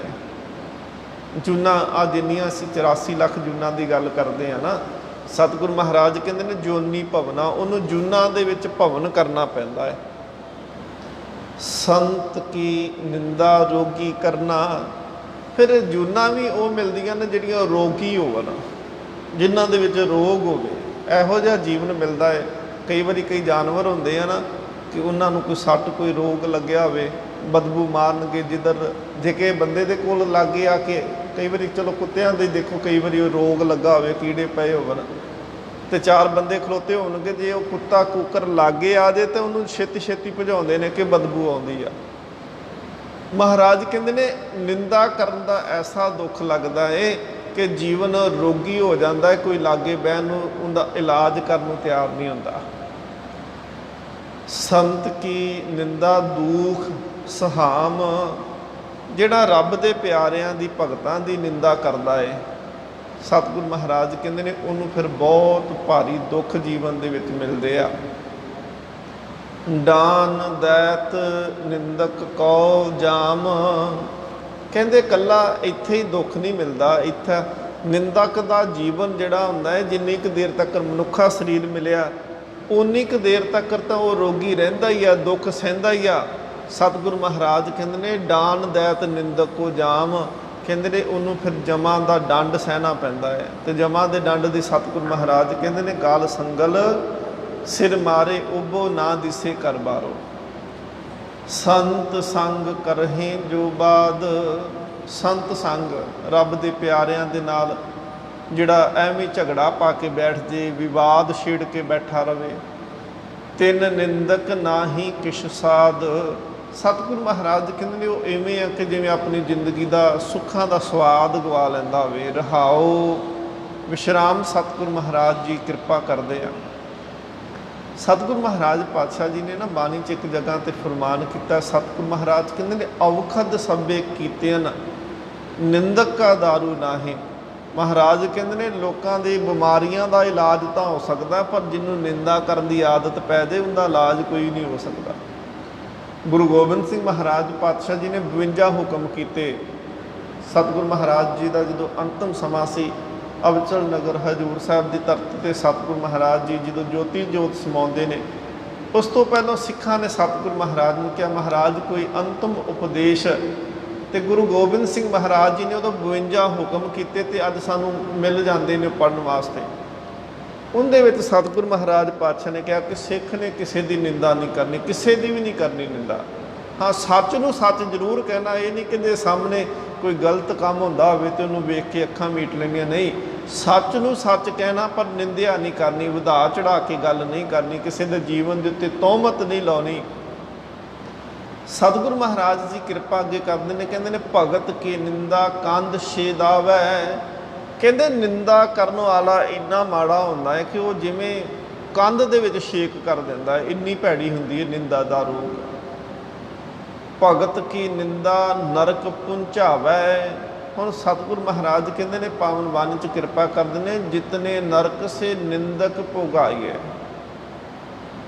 ਜਿੰਨੇ ਵੀ ਨਰਕ ਨੇ ਨਾ, ਕਹਿੰਦੇ ਇਹ ਸਾਰੇ ਨਰਕ ਨਿੰਦਕ ਦੇ ਵਾਸਤੇ ਬਣੇ ਨੇ। ਨਿੰਦਾ ਕਰਨ ਵਾਲੇ ਨੂੰ ਉਹ ਨਰਕਾਂ ਦਾ ਭਾਗੀ ਬਣਨਾ ਪੈਂਦਾ ਹੈ। ਭਗਤ ਕੀ ਨਿੰਦਾ ਗਰਭ ਮਹਿਗਲੈ। ਹੁਣ ਸਤਿਗੁਰੂ ਮਹਾਰਾਜ ਕਹਿੰਦੇ ਨੇ ਜਿਹੜਾ ਭਗਤ ਦੀ, ਰੱਬ ਦੇ ਪਿਆਰਿਆਂ ਦੀ ਨਿੰਦਿਆ ਕਰਦਾ ਹੈ, ਸਤਿਗੁਰੂ ਮਹਾਰਾਜ ਕਹਿੰਦੇ ਨੇ ਭਗਤ ਕੀ ਨਿੰਦਾ ਗਰਭ ਮਹਿਗਲੇ, ਗਰਭ ਅਵਸਥਾ ਦੇ ਵਿੱਚ ਗਲਦਾ ਹੈ। ਹੁਣ ਦੇਖੋ, ਜਦੋਂ ਸਰੀਰ ਮਿਲਿਆ ਉਦੋਂ ਨਿੰਦਿਆ ਕੀਤੀ, ਨਿੰਦਿਆ ਕਰਨ ਤੋਂ ਬਾਅਦ ਜੀਵਨ ਚਲੋ ਜਿਵੇਂ ਬਤੀਤ ਹੋਇਆ, ਦੁੱਖਾਂ ਸੁੱਖਾਂ ਦੇ ਵਿੱਚ ਜੀਵਨ ਲੰਘਿਆ। ਜਦੋਂ ਮਰਿਆ ਫਿਰ ਜੂਨ ਮਿਲੀ, ਜਦੋਂ ਮਹਾਰਾਜ ਕਹਿੰਦੇ ਨੇ ਜੂਨ ਦੇ ਵਿੱਚ ਉਹਦਾ ਜਨਮ ਨਹੀਂ ਫਿਰ ਕਈ ਵਾਰੀ ਹੋਇਆ, ਕਈ ਵਾਰੀ ਉਹਨੂੰ ਗਰਭ ਦੇ ਵਿੱਚ ਹੀ ਗਲਣਾ ਪਿਆ ਹੈ। ਮਹਾਰਾਜ ਕਹਿੰਦੇ ਨੇ ਗਰਭ ਅਵਸਥਾ 'ਚ ਹੀ, ਗਰਭ ਦੇ ਵਿੱਚ ਹੀ ਉਹ ਗਲ ਗਿਆ। ਇਹ ਵੀ ਇੱਕ ਦੁੱਖ ਸਹਿਣਾ ਪਿਆ। ਭਗਤ ਕੀ ਨਿੰਦਾ ਗਰਭ ਮਹਿ ਗਲੇ। ਭਗਤਾਂ ਦੀ ਨਿੰਦਿਆ ਕਰਨ ਵਾਲੇ ਗਰਭ ਦੇ ਵਿੱਚ ਗਲ ਜਾਂਦੇ ਆ। ਭਗਤ ਕੀ ਨਿੰਦਾ ਰਾਜ ਤੇ ਟਲੈ। ਸਤਿਗੁਰੂ ਮਹਾਰਾਜ ਕਹਿੰਦੇ ਨੇ ਰਾਜ ਭਾਗ ਚਲੇ ਜਾਂਦਾ, ਦੁੱਖ ਸਹਿੰਦੇ ਨੇ। ਨਿੰਦਕ ਕੀ ਗਤ ਕਤਹੂ ਨਾਹੀਂ। ਗਤ ਦੇ ਅਰਥ ਹੁੰਦੇ ਨੇ ਮੁਕਤ ਹੋ ਜਾਣਾ। ਸਤਿਗੁਰੂ ਮਹਾਰਾਜ ਪਾਵਨ ਬਾਣੀ ਦੇ ਵਿੱਚ ਕਹਿੰਦੇ ਨੇ ਕਿ ਜਿਹੜਾ ਪੜ੍ਹਿਆ ਨਹੀਂ ਨਾ, ਕਦੀ ਸਕੂਲ ਨਹੀਂ ਗਿਆ, ਕਦੀ ਅੱਖਰ ਨਹੀਂ ਪੜ੍ਹੇ, ਅਨਪੜ੍ਹ ਜਿਹਨੂੰ ਕਵਾਂਗੇ, ਮਹਾਰਾਜ ਕਹਿੰਦੇ ਨੇ ਉਹ ਤਰ ਜਾਂਦਾ। ਫਿਰ ਵੀ ਜੇ ਕਿਤੇ ਨਾਮ ਲੈਣ ਲੱਗ ਪਏ ਨਾ, ਸੰਗਤ ਕਰਨ ਲੱਗ ਪਏ, ਬਹੁਤਾ ਨਹੀਂ ਪੜ੍ਹਨਾ ਆਉਂਦਾ, ਬਹੁਤੀ ਬਾਣੀ ਨਹੀਂ ਪੜ੍ਹ ਸਕਦਾ, ਇਕੱਲਾ ਵਾਹਿਗੁਰੂ ਵਾਹਿਗੁਰੂ ਹੀ ਕਰੀ ਜਾਵੇ, ਮਹਾਰਾਜ ਕਹਿੰਦੇ ਨੇ ਉਹ ਤਰ ਜਾਂਦਾ, ਉਹ ਨਹੀਂ ਡੁੱਬੇਗਾ। ਮਹਾਰਾਜ ਕਹਿੰਦੇ ਮੁਕਤ ਹੋ ਜਾਏਗਾ। ਸਤਿਗੁਰੂ ਮਹਾਰਾਜ ਜੀ ਦੇ ਬਚਨ ਨੇ, ਪੜ੍ਹਿਆ ਅਨਪੜ੍ਹਿਆ ਪਰਮ ਗਤ ਪਾਵੇ। ਪਰਮ ਗਤ ਦੇ ਅਰਥ ਹੁੰਦੇ ਨੇ ਐ ਉਚਲੀ ਅਵਸਥਾ 'ਤੇ ਪਹੁੰਚ ਜਾਂਦਾ। ਗੁਰਮਤਿ ਦਾ ਪੜ੍ਹਾਈ ਦੇ ਨਾਲ ਨਹੀਂ ਬਹੁਤਾ ਸੰਬੰਧ। ਗੁਰਮਤਿ ਕਹਿੰਦੀ ਹੈ ਕਿ ਤੂੰ ਰੱਬ ਦੇ ਮਾਰਗ 'ਤੇ ਸੱਚੀ ਸੁੱਚੀ ਕਿਰਤ ਹੋਵੇ, ਤੇਰੀ ਮਨ ਦੇ ਵਿੱਚ ਈਰਖਾ ਦਵੈਸ਼ ਨਿੰਦਾ ਚੁਗਲੀ ਨਾ ਹੋਵੇ। ਇਸੇ ਕਰਕੇ ਮਹਾਰਾਜ ਨੇ ਸਾਨੂੰ ਅਰਦਾਸ ਸਿਖਾਈ ਕਿ ਕਾਮ ਕ੍ਰੋਧ ਲੋਭ ਝੂਠ ਨਿੰਦਾ ਇਨ 'ਤੇ ਆਪ ਛਡਾਵੋ। ਹੁਣ ਦੇਖੋ, ਮਹਾਰਾਜ ਕਹਿੰਦੇ ਨੇ ਕਿ ਅਨਪੜ੍ਹ ਬੰਦਾ ਤਰ ਗਿਆ, ਪਰਮ ਗਤੀ ਪ੍ਰਾਪਤ ਹੋ ਗਈ। ਪਰ ਸਤਿਗੁਰੂ ਮਹਾਰਾਜ ਕਹਿੰਦੇ ਨੇ ਕੋਈ ਇਹ ਕਵੇ ਕਿ ਨਿੰਦਾ ਕਰਨ ਵਾਲਾ ਬੰਦਾ ਤਰ ਜਾਏਗਾ, ਮੁਕਤ ਹੋ ਜਾਏਗਾ। ਸਤਿਗੁਰੂ ਮਹਾਰਾਜ ਗੁਰੂ ਅਰਜਨ ਦੇਵ ਜੀ ਕਿਰਪਾ ਕਰਦੇ, ਕਹਿੰਦੇ ਨੇ ਨਿੰਦਕ ਕੀ ਗਤ ਕਤਹੂ ਨਾਹੀਂ। ਨਿੰਦਾ ਕਰਨ ਵਾਲਾ ਕਦੀ ਮੁਕਤ ਨਹੀਂ ਜੀ ਹੋਏਗਾ। ਹੁਣ ਦੇਖੋ, ਸੱਚ ਕਰਕੇ ਜਾਣਿਓ। ਸਤਿਗੁਰੂ ਮਹਾਰਾਜ ਪਾਵਨ ਬਾਣੀ ਦੇ ਵਿੱਚ ਬੜੇ ਸਖਤ ਬਚਨ ਕਹੇ। ਮਹਾਰਾਜ ਕਹਿੰਦੇ ਨੇ ਕਿ ਇੱਕ ਬੰਦਾ ਉਹ ਧਰਮ ਦੇ ਸਾਰੇ ਹੀ ਕੰਮ ਕਰਦਾ ਹੈ, ਤੀਰਥਾਂ 'ਤੇ ਵੀ ਜਾਂਦਾ ਹੈ, ਇਸ਼ਨਾਨ ਪਾਨ ਵੀ ਕਰਦਾ ਹੈ, ਸਵੇਰੇ ਸ਼ਾਮ ਉਹ ਆਪਣਾ ਜੋ ਧਰਮ ਗ੍ਰੰਥ ਵੀ ਪੜ੍ਹਦਾ ਹੈ, ਦਾਨ ਵੀ ਕਰਦਾ ਹੈ, ਲੋੜ ਅਨੁਸਾਰ ਲੋਕਾਂ ਦੀਆਂ ਲੋੜਾਂ ਵੀ ਪੂਰੀਆਂ ਕਰ ਦਿੰਦਾ ਹੈ। ਪਰ ਜੇਕਰ ਉਹ ਜਰਾ ਜਿੰਨੀ ਵੀ ਨਿੰਦਾ ਕਰਦੇ ਨਾ, ਮਹਾਰਾਜ ਕਹਿੰਦੇ ਉਹਦੇ ਕੀਤਾ ਹੋਇਆ ਸਾਰਾ ਕੰਮ ਖਤਮ ਹੋ ਜਾਂਦਾ। ਕਹਿੰਦੇ ਨੇ ਕਿ ਇੱਕ ਬੰਦਾ ਆਪਣਾ ਵਿਗਾੜ ਕੇ ਤੇ ਕਿਸੇ ਦੂਸਰੇ ਦੀ ਲੋੜ ਪੂਰੀ ਕਰਦੇ। ਵੇਖੋ ਕਿੰਨੀ ਵੱਡੀ ਇਹ ਸੇਵਾ ਹੈ ਨਾ, ਕਿ ਬੰਦੇ ਦੇ ਘਰ ਦੇ ਵਿੱਚ ਖਾਣ ਨੂੰ ਆਪਣੇ ਜੋਗੀ ਰੋਟੀ ਆ ਤੇ ਉਹ ਕਿਸੇ ਦੂਸਰੇ ਨੂੰ ਦੇ ਦੇਵੇ। ਇਹਦੇ ਤੋਂ ਵੱਡਾ ਕਿਹੜਾ ਜੀਵਨ ਹੋ ਸਕਦਾ ਹੈ। ਪਰ ਸਤਿਗੁਰੂ ਮਹਾਰਾਜ ਪਾਤਸ਼ਾਹ ਕਹਿੰਦੇ ਨੇ ਆਪਣਾ ਵਿਗਾੜ ਬਿਰਾਨਾ ਸਾਂਡੇ, ਕਰੇ ਨਿੰਦ ਬਹੁ ਜੋਨੀ ਹਾਂਡੇ। ਕਹਿੰਦੇ ਨੇ ਆਪਣਾ ਵਿਗਾੜ ਕੇ ਵੀ ਦੂਸਰੇ ਦਾ ਸਵਾਰ ਦਿੱਤਾ, ਇਹਦੇ ਤੋਂ ਵੱਡਾ ਕਰਮ ਨਹੀਂ ਸੀ ਹੈਗਾ ਕੋਈ ਵੀ। ਪਰ ਮਹਾਰਾਜ ਕਹਿੰਦੇ ਨੇ ਕਰੇ ਨਿੰਦ ਬਹੁ ਜੋਨੀ ਹਾਂਡੇ। ਨਿੰਦਾ ਕਰ ਦਿੱਤੀ, ਮਹਾਰਾਜ ਕਹਿੰਦੇ ਨੇ ਸਾਰਾ ਕੁਝ ਹੀ ਵਿਅਰਥ ਹੋ ਗਿਆ। ਇਸ ਕਰਕੇ ਸਤਿਗੁਰੂ ਕਹਿੰਦੇ ਨੇ ਨਿੰਦਕ ਕੀ ਗਤ ਕਤਹੂ ਨਾਹੀਂ। ਨਿੰਦਾ ਕਰਨ ਵਾਲਾ ਕਦੀ ਵੀ ਨਹੀਂ ਤਰ ਸਕਦਾ, ਭਾਵੇਂ ਉਹ ਸਵੇਰੇ ਸ਼ਾਮ ਨਿਤਨੇਮ ਕਰੀ ਜਾਵੇ, ਗੁਰਦੁਆਰੇ ਵੀ ਆਵੇ, ਸੇਵਾ ਵੀ ਕਰੇ, ਚੰਗਾ ਲੋਕਾਂ ਦਾ ਸਮਾਜ ਦੇ ਵਿੱਚ ਵੀ ਭਲਾਈ ਦੇ ਕਰਮ ਕਰੇ। ਪਰ ਜੇ ਉਹਦੇ ਮਨ ਦੇ ਵਿੱਚ ਨਿੰਦਿਆ ਕਰਨ ਦੀ ਆਦਤ ਹੈ, ਜਾਂ ਤਾਂ ਉਹ ਛੱਡ ਦੇ ਅਤੇ ਜਾਂ ਫਿਰ ਧਰਮ ਦੇ ਕਰਮ ਛੱਡ ਕੇ ਬਹਿ ਜੇ, ਫਿਰ ਫਲ ਤਾਂ ਨਿੰਦਾ ਦਾ ਹੀ ਮਿਲਣਾ ਜੀ ਉੱਥੇ। ਮਹਾਰਾਜ ਕਹਿੰਦੇ ਨੇ ਨਿੰਦਾ ਭਲੀ ਕਿਸੇ ਕੀ ਨਾਹੀ। ਇਸ ਕਰਕੇ ਧਰਮ ਦੇ ਕੰਮ ਜਦੋਂ ਕੋਈ ਕਰਦਾ ਹੈ, ਧਰਮੀ ਬਣਦਾ ਹੈ, ਪਰਮਾਤਮਾ ਦੇ ਦੱਸੇ ਹੋਏ ਮਾਰਗ 'ਤੇ ਚੱਲਦਾ ਹੈ, ਅਤੇ ਸਭ ਤੋਂ ਵੱਡਾ ਗੁਰੇਜ਼ ਜਿਹੜਾ ਮਹਾਰਾਜ ਕਹਿੰਦੇ ਨੇ ਨਿੰਦਾ ਤੋਂ ਕਰਨਾ ਚਾਹੀਦਾ ਹੈ। ਮਹਾਰਾਜ ਕਹਿੰਦੇ ਨੇ ਨਿੰਦਕ ਕੀ ਗਤ ਕਤਹੂ ਨਾਹੀ। ਨਿੰਦਕ ਬੰਦਾ ਕਦੀ ਮੁਕਤ ਨਹੀਂ ਹੁੰਦਾ। ਆਪ ਬੀਜ ਆਪੇ ਹੀ ਖਾਹੇ। ਕਹਿੰਦੇ ਨੇ ਕਿਉਂ ਮੁਕਤ ਨਹੀਂ ਹੁੰਦਾ? ਮਹਾਰਾਜ ਕਹਿੰਦੇ ਨੇ ਉਹਨੇ ਇੰਨੇ ਕੁ ਬੀਜ ਦਿੱਤੇ, ਇੰਨੇ ਕੁ ਜੀਵਨ 'ਚ ਕੰਢੇ ਬੀਜ ਦਿੱਤੇ, ਉਹ ਬੀਜੇ ਹੋਏ ਬੀਜਾਂ ਨੂੰ ਖਾਣ ਵਾਸਤੇ ਬਾਰ-ਬਾਰ ਜਨਮ ਲੈਣਾ ਪੈਂਦਾ ਉਹਨੂੰ। ਬੰਦੇ ਕੋਲ ਤਾਂ ਆਪਣਾ ਭਾਰ ਲੈ ਕੇ ਨਹੀਂ ਤੁਰਿਆ ਜਾਣਾ। ਜਿੰਨੇ ਕਿ ਇਨਸਾਨ ਕਰਮ ਕਰਦਾ ਹੈ ਨਾ ਜੀ, ਉਨਾ ਕੁ ਬੰਦੇ ਦੇ ਸਿਰ 'ਤੇ ਪਾਪਾਂ ਦਾ ਭਾਰ ਹੋਣਾ ਹੈ। ਪਰ ਨਿੰਦਕ ਜਿਹੜਾ ਹੈ ਉਹ ਦੂਜਿਆਂ ਦਾ ਭਾਰ ਵੀ ਆਪਣੇ ਸਿਰ 'ਤੇ ਚੁੱਕ ਲੈਂਦਾ ਹੈ, ਦੂਜਿਆਂ ਦੇ ਭਾਰ ਨੂੰ ਵੀ ਆਪਣੇ ਸਿਰ 'ਤੇ ਲੈ ਲੈਂਦਾ ਹੈ। ਅਤੇ ਸਤਿਗੁਰੂ ਮਹਾਰਾਜ ਪਾਤਸ਼ਾਹ ਕਹਿੰਦੇ ਨੇ ਆਪ ਬੀਜ ਆਪੇ ਹੀ ਖਾਹੇ। ਹੁਣ ਇਹ ਨਿੰਦਕ ਦੀ ਹਾਲਤ ਆ। ਇੰਨੇ ਕੁ ਲੋਕਾਂ ਦੀਆਂ ਨਿੰਦਾ ਚੁਗਲੀਆਂ ਕਰ ਲਈਆਂ, ਇੰਨੇ ਕੁ ਬੀਜ ਲਏ, ਉਹਨੂੰ ਫਸਲ ਹੀ ਨਹੀਂ ਮੁੱਕਦੀ ਪਈ, ਫਿਰ ਜਨਮ ਜੂਨਾਂ ਮਿਲਦੀਆਂ ਜਾਂਦੀਆਂ ਨੇ, ਮੁਕਤ ਕਿੱਥੋਂ ਹੋਏਗਾ? ਸਤਿਗੁਰੂ ਕਹਿੰਦੇ ਨੇ ਚੋਰ ਜਾਰ ਜੁਆਰ ਅਤੇ ਬੁਰਾ। ਹੁਣ ਦੇਖੋ, ਹੁਣ ਚੋਰੀ ਕਰਨੀ ਮਾੜੀ ਗੱਲ ਆ ਨਾ। ਮਹਾਰਾਜ ਇਹ ਨਹੀਂ ਕਹਿੰਦੇ ਚੋਰੀ ਕਰਨੀ ਚੰਗੀ ਗੱਲ ਆ। ਚੋਰੀ ਵੀ ਮਾੜੀ ਆ। ਜਾਰ ਦੇ ਅਰਥ ਹੁੰਦੇ ਨੇ ਕਿ ਕੋਈ ਗਲਤ ਸੰਗਤ ਦੇ ਵਿੱਚ ਪੈ ਜਾਂਦਾ। ਚੋਰੀ ਜਾਰੀ ਸ਼ਬਦ ਹੁੰਦਾ ਕਿ ਕੋਈ ਬਾਹਰ ਜਿਹੜਾ ਫਿਜ਼ੀਕਲ ਰਿਲੇਸ਼ਨ ਦੇ ਵਾਸਤੇ, ਸਰੀਰਕ ਸੰਬੰਧ ਦੇ ਵਾਸਤੇ ਬਾਹਰ ਕੋਈ ਜਾਂਦਾ ਹੈ। ਮਹਾਰਾਜ ਕਹਿੰਦੇ ਨੇ ਜੂਆ ਖੇਡਣਾ ਇਹ ਵੀ ਮਾੜੀ ਗੱਲ ਆ। ਪਰ ਸਤਿਗੁਰੂ ਮਹਾਰਾਜ ਕਹਿੰਦੇ ਨੇ ਚੋਰ ਜਾਰ ਜੁਆਰ ਤੇ ਬੁਰਾ। ਮਹਾਰਾਜ ਕਹਿੰਦੇ ਨੇ ਨਿੰਦਕ ਜਿਹੜਾ ਹੈ ਨਾ, ਉਹ ਚੋਰੀ ਕਰਨ ਵਾਲੇ ਤੋਂ ਵੀ ਮਾੜਾ ਹੈ। ਹਾਲਾਂਕਿ ਉਹਨੇ ਤਾਂ ਮੂੰਹ ਦੇ ਨਾਲ ਹੀ ਕਿਹਾ ਨਾ ਕਿਸੇ ਨੂੰ ਕਿ ਜੀ ਫਲਾਨਾ ਮਾੜਾ ਹੈ, ਜੀ ਫਲਾਨਾ ਮਾੜਾ ਹੈ ਜੀ। ਮੂੰਹ ਦੇ ਨਾਲ ਕਿਹਾ, ਚੋਰੀ ਨਹੀਂ ਕੀਤੀ, ਕਿਸੇ ਦਾ ਕੁਝ ਖੋਹ ਕੇ ਨਹੀਂ ਲੈ ਕੇ ਗਿਆ। ਜੂਆ ਨਹੀਂ ਖੇਡਦਾ ਪਿਆ ਉਹ। ਹੁਣ ਦੇਖੋ, ਜੂਆ ਖੇਡਣਾ ਬੜੀ ਮਾੜੀ ਆਦਤ ਸੀ। ਇਹ ਜੂਆ ਖੇਡਣ ਦੀ ਆਦਤ ਸੀ ਨਾ ਕਿ ਕੈਰੋ ਪਾਂਡੋ ਆਪਸ ਦੇ ਵਿੱਚ ਜੂਆ ਖੇਡਦੇ ਪਏ ਨੇ ਅਤੇ ਸਾਰਾ ਰਾਜ ਭਾਗ ਹੀ ਹਾਰ ਗਏ। ਘਰ ਵਾਲੀ ਦ੍ਰੋਪਦੀ ਨੂੰ ਵੀ ਹਾਰ ਦਿੰਦੇ ਨੇ। ਦ੍ਰੋਪਦੀ ਦੀ ਉੱਥੇ ਬੇਪੱਤੀ ਕੀਤੀ ਜਾਂਦੀ ਆ। ਰਾਜ ਵੀ ਚਲੇ ਗਿਆ। 14 ਸਾਲ ਜਿਹੜੇ ਨੇ ਆ ਦਸੂਏ ਦੇ ਲਾਗੇ ਇਸ ਇਲਾਕੇ ਦੇ ਵਿੱਚ ਭੇਸ ਬਦਲ ਕੇ ਉਹ ਪਾਂਡਵ ਰਹੇ ਨੇ। ਦੁੱਖਾਂ ਦੇ ਕਰਕੇ ਦੁੱਖ ਸਹਿਣਾ ਪਿਆ ਨਾ ਜੂਆ ਖੇਡਣ ਕਰਕੇ। ਕਰੈਕਟਰ ਤੋਂ ਡਿੱਗ ਜਾਣਾ, ਕਿਰਦਾਰ ਤੋਂ ਡਿੱਗ ਜਾਣਾ। ਮਹਾਰਾਜ ਕਹਿੰਦੇ ਨੇ ਇਹ ਤਾਂ ਬੁਰਾਈਆਂ ਨੇ, ਪਰ ਮਹਾਰਾਜ ਕਹਿੰਦੇ ਨੇ ਚੋਰ ਜਾਰ ਜੂਆਰ ਤੇ ਬੁਰਾ। ਨਿੰਦਕ ਇਹਨਾਂ ਤੋਂ ਵੀ ਭੈੜਾ ਜੇ। ਹਾਲਾਂਕਿ ਮੂੰਹ ਦੇ ਨਾਲ ਕੀਤੀ, ਨਾ ਹੱਥੀਂ ਜੂਆ ਖੇਡਿਆ, ਨਾ ਕਰੈਕਟਰ ਤੋਂ ਡਿੱਗਿਆ, ਨਾ ਕਿਸੇ ਦਾ ਕੋਈ ਖੋ ਕੇ ਚੋਰੀ ਕਰਕੇ ਲੈ ਕੇ ਆਇਆ। ਮਹਾਰਾਜ ਕਹਿੰਦੇ ਆ ਜਿਹੜਾ ਜ਼ੁਬਾਨ ਹੈ ਨਾ, ਇਹ ਦੋ ਕੰਮ ਕਰਦੀ ਹੈ। ਮਹਾਰਾਜ ਕਹਿੰਦੇ ਨੇ ਇੱਕ ਤਾਂ ਇਹ ਸਵਾਦ ਲੈਂਦੀ, ਕੋਈ ਵੀ ਭੋਜਨ ਖਾਓ। ਦੂਸਰਾ ਕਹਿੰਦੇ ਜਦੋਂ ਬੋਲਦੀ ਹੈ ਨਾ, ਜੇ ਤਾਂ ਚੰਗਾ ਬੋਲਦੀ ਹੋਵੇ ਤਾਂ ਟੁੱਟਿਆਂ ਹੋਇਆਂ ਨੂੰ ਵੀ ਜੋੜ ਦਿੰਦੀ ਆ, ਅਤੇ ਜੇ ਨਿੰਦਿਆ ਕਰਨ ਵਾਲੀ ਹੋਵੇ, ਜਿਹੜੇ ਜੁੜੇ ਹੋਏ ਨੇ ਉਹਨਾਂ ਨੂੰ ਵੀ ਤੋੜ ਦਿੰਦੀ ਆ। ਕਹਿੰਦੇ ਬੰਦਾ ਹਥਿਆਰ ਦੇ ਨਾਲ ਉਹਨਾਂ ਨੁਕਸਾਨ ਨਹੀਂ ਕਰਦਾ ਜਿੰਨਾ ਜ਼ੁਬਾਨ ਦੇ ਨਾਲ ਕਰ ਦਿੰਦਾ ਹੈ। ਹਥਿਆਰ ਵਰਤ ਕੇ ਕਿਸੇ ਦਾ ਨੁਕਸਾਨ ਕੀਤਾ ਹੋਵੇ, ਉਹ ਫੱਟ ਭਰ ਜਾਂਦੇ ਨੇ। ਕੋਈ ਜ਼ਖਮ ਆ ਗਿਆ ਸਰੀਰ 'ਤੇ, ਕੋਈ ਕਾਚੂ ਕਿਰਪਾਨ ਵੱਜੀ, ਉਹ ਖਤਮ, ਉਹ ਹੌਲੀ ਹੌਲੀ ਉਹ ਠੀਕ ਹੋ ਜਾਣਗੇ। ਪਰ ਜਿਹੜੇ ਕਹੇ ਹੋਏ ਜ਼ੁਬਾਨ ਦੇ ਬੋਲ ਹੁੰਦੇ ਨੇ, ਉਹ ਸਾਰੀ ਜ਼ਿੰਦਗੀ ਬੰਦੇ ਨੂੰ ਚੇਤੇ ਰਹਿੰਦੇ ਆ। ਜੀ ਫਲਾਣੇ ਨੇ ਆਹ ਮੈਨੂੰ ਕਿਹਾ ਸੀ, ਕਦੀ ਨਹੀਂ ਬੰਦਾ ਜੀ ਭੁੱਲਦਾ। ਸਤਿਗੁਰੂ ਮਹਾਰਾਜ ਕਹਿੰਦੇ ਨੇ ਚੋਰ ਤੋਂ, ਜਾਰ ਤੋਂ, ਜੁਆਰ ਤੋਂ ਸਭ ਤੋਂ ਇਹ ਬੁਰਾ ਹੈ ਨਿੰਦਾ ਕਰਨ ਵਾਲਾ। ਅਤੇ ਨਿੰਦਾ ਕਰਨੀ ਜੇ ਮਾੜੀ ਆ ਨਾ, ਅਤੇ ਨਿੰਦਾ ਸੁਣਨੀ ਵੀ ਮਾੜੀ ਹੁੰਦੀ ਆ ਜੀ। ਉਨਾ ਹੀ ਫਲ ਸੁਣਨ ਵਾਲੇ ਨੂੰ ਇਹ ਅਨਹੋਂਦਾ ਭਾਰ ਨਿੰਦਕ ਸਿਰ ਧਰਾ। ਅਨਹੋਂਦਾ ਜਿਹੜਾ ਆਪਣਾ ਭਾਰ ਨਹੀਂ ਸੀ ਨਾ, ਜਿਹੜੇ ਮੰਨ ਲਓ ਜੀ ਮੈਂ ਕੋਈ ਪਾਪ ਕੀਤਾ, ਉਹਦਾ ਭਾਰ ਤਾਂ ਮੇਰੇ ਸਿਰ 'ਤੇ ਆ ਗਿਆ। ਹੁਣ ਜਿਹੜਾ ਕਿਸੇ ਦੂਸਰੇ ਨੇ ਪਾਪ ਕੀਤਾ, ਮੈਂ ਉਹਦੀ ਨਿੰਦਾ ਕਰੀ ਜਾਵਾਂ, ਉਹਦੀ ਕਿਸੇ ਦੂਸਰੇ ਦੀ ਨਿੰਦਾ ਕਰੀ ਗਿਆ। ਉਹਨਾਂ ਆਪਣੇ ਪਾਪਾਂ ਦਾ ਭਾਰ ਤੇ ਬੰਦਾ ਚੁੱਕਦਾ ਪਿਆ ਹੈ, ਅਤੇ ਦੂਜੇ ਦੇ ਪਾਪਾਂ ਦਾ ਭਾਰ ਵੀ ਆਪਣੇ ਸਿਰ 'ਤੇ ਰੱਖ ਕੇ ਬੈਠਾ ਹੈ। ਮਹਾਰਾਜ ਕਹਿੰਦੇ ਨੇ ਅਨਹੋਂਦਾ ਭਾਰ ਜਿਹੜਾ ਆਪਣਾ, ਜਿਹੜਾ ਪਰਮਾਤਮਾ ਦੇ ਭਗਤਾਂ ਦੀ, ਉਹਦੇ ਨਾਮ ਜਪਣ ਵਾਲਿਆਂ ਦੀ ਵਡਿਆਈ ਮਹਿਮਾ ਕਰਦਾ ਹੋਵੇ। ਪੂਜੇ ਪੈਰ ਦੇ ਅਰਥ ਨੇ ਕਿ ਉਹਨਾਂ ਦੀ ਸੇਵਾ ਭਾਵਨਾ ਦੇ ਵਿੱਚ ਰਹਿੰਦਾ ਹੋਵੇ, ਜਿਹੜੇ ਸੰਤ ਨੇ, ਭਗਤ ਨੇ। ਸਤਿਗੁਰੂ ਮਹਾਰਾਜ ਕਹਿੰਦੇ ਸੋ ਨਿਸਤਰੈ ਜੋ ਪੂਜੈ ਪੈਰ। ਜਿਹੜੇ परमात्मा के भगत प्यारिਆਂ ਦੇ पैर पूजदा, उन्हां दी टहल सेवा करदा है। आद पुरख महाराज किसी नाल वैर करके नहीं उन्होंने दुख देंदे। महाराज तो कहते ने तेनों खुली छुट्टी दी है कि जिवें दे तू काम करेंगा, ये तू बीज दिते आ ते उवें दा मैं फल ला देना है। सतगुरु कहते ने आद पुरख निंदक भुलाया, फिर अकाल पुरख वालों ये आद पुरख दे वालों ये ला दिता जाता है कि निंदक फिर इसे ही दुखों दे विच पै जाता है। नानक किरत ना जाए मिटाया। सतगुरु गुरु अर्जन देव महाराज पातशाह जी कहते ने किरपा की आखिरी पंक्ति दे विच महाराज कहते ये निंदक की किरत ऐसी आ कि जिहो जे उन्हें कर्म किए वो फिर मेटे नहीं जा सकते, उन्हों का फल जरूर मिलता है। लेख ना मिटे हे सखी जो लिखिया करतार। फिर लेख मिटते नहीं।